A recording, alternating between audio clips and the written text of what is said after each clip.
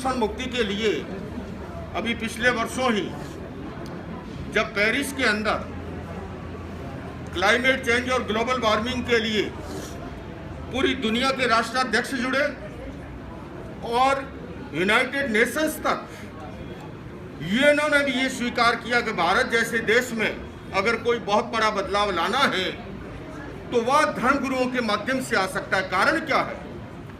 हमारे हिंदुस्तान में आज भी अधिकांश आबादी किसी न किसी धर्म में विश्वास करती है और हम देखते हैं प्रतिदिन लाखों करोड़ों लोग मंदिर, मस्जिद, चर्च, गुरुद्वारा, धर्म स्थानों पे जाते हैं।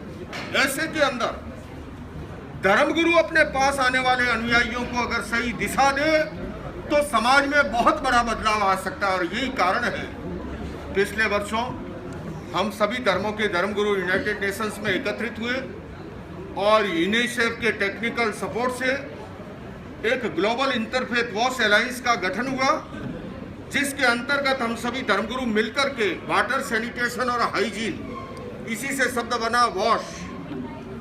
आज हमारे यहाँ पर प्रतिदिन 1200 बच्चे स्वच्छ पानी के अभाव में डायरिया जैसी बीमारियों से ग्रसित होकर के 0 से 5 वर्ष के बच्चे दम तोड़ देते हैं। आप देखिए, एक अगर बस का एक्सीडेंट हो और 10-20 बच्चों की मौत होती है, बहुत बड़ी खबर बनती है।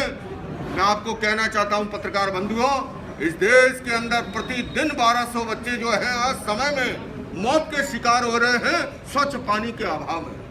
सैनिटेशन आपने देखा होगा, हमारे यहाँ पर 10वीं पास होते होते बच्चे एजुकेशन का स्तर एकदम नीचे आ जाता है। कारण क्या है? आपने कभी ढूंढा इसको?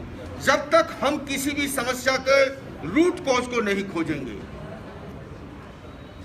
एज के साथ जब फिजिकल चेंजेस शुरू होते हैं, स्कूलों में सैनिटेशन की प्रॉपर व्यवस्था नहीं होती है, हमारी ये बच्चियां मानसिक प्रताड़ना झेलती है, उन्हें बहुत बड़ा संघर्ष करना पड़ता है, कुंठा, और उस तनाव से ग्रसित होकर के वो एजुकेशन ही छोड़ देती है। हमारे इस जीवा ने ग्लोबल इंटरफेथ वॉश अलायंस के अंतर्गत ये बीड़ा उठाया है कि कम से कम सबसे पहले बच्चियों की स्कूलों के अंदर ये प्रॉपर व्यवस्था कैसे हो, वाटर, सैनिटेशन और हाइजीन।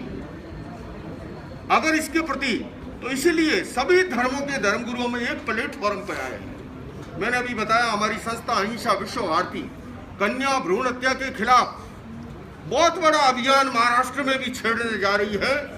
हमने भाई मिलिंद से बात की, इन सभी एनजीओ के सहयोग से आने वाले महीनों में यहीं से शुभारंभ करके पूरे महाराष्ट्र के अंदर, क्योंकि कन्या भ्रूण हत्या एक ऐसी समस्या है, इससे हमारे समाज में इम्बैलेंस, असंतुलन उत्पन्न हो रहा है, मानसिक विकृतियां पनप रही है, नैतिक चारित्रिक मूल्यों का पनपेगी अधिक और हिंसा बढ़ेगी।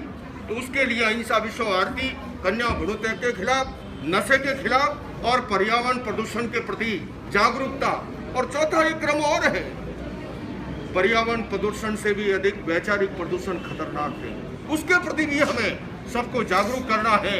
और मैं समझता हूँ आज जितनी भी दुनिया में समस्या आप देखिए, सीरिया से लेके अफगानिस्तान, पाकिस्तान, बांग्लादेश, ये क्या है?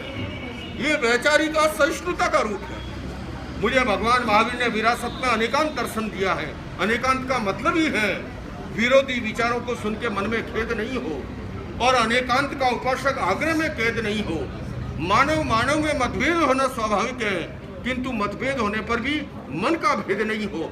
और धर्म भी ये कहता है हम अपने अस्तित्व की तरह दूसरों के अस्तित्व को स्वीकार करना सीखें, अपने विचारों की तरह दूसरों के विचारों का सम्मान करना सीखें। और इसी से हमारे देश की जो बहुलतावादी संस्कृति है, अनेकता में एकता की संस्कृति है, इसकी सुरक्षा हो सकेगी। और इसके लिए मैं आपको भी आह्वान कर रहा हूँ, आपका भी सहयोग चाहिए। अगर महात्मा, मीडिया और महिलाएं ये तीनों एकजुट हो जाए तो बड़ी से बड़ी क्रांति हो सकती है, बड़ा से बड़ा बदलाव आ सकता है। ओम आर